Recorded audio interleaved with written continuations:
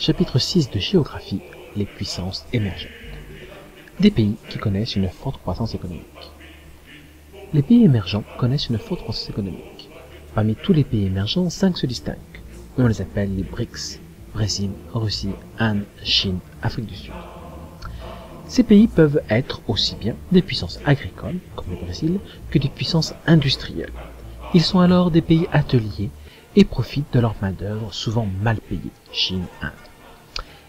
Ces pays occupent une place de plus en plus importante dans le commerce mondial et la mondialisation, où ils concurrencent les autres puissances économiques. Cette puissance économique leur permet d'appartenir aux pays les plus puissants de la planète. Ce groupe s'appelle le groupe des 20, le G20. Certains disposent en plus de l'arme nucléaire. Grâce à cette richesse, ils peuvent investir dans le monde et en particulier en Afrique. Des pays qui connaissent cependant quelques difficultés.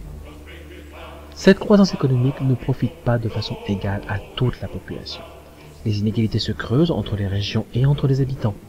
Une partie importante de ces populations vit dans des bidonvilles, alors qu'une minorité a un niveau de vie proche de celui des pays les plus riches. Ces pays connaissent aussi d'importantes atteintes à l'environnement, comme la pollution ou la déforestation. Les conséquences de la mondialisation sur le territoire.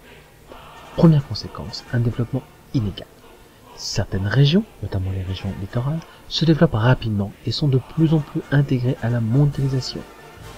Autre conséquence, les paysages urbains se transforment avec la construction de gratte-ciel dans les centres d'affaires, mais aussi avec la forte augmentation de la population qui provoque la multiplication des bidonvilles. Et donc, au sein même des villes, on trouve des inégalités spatiales et sociales importantes.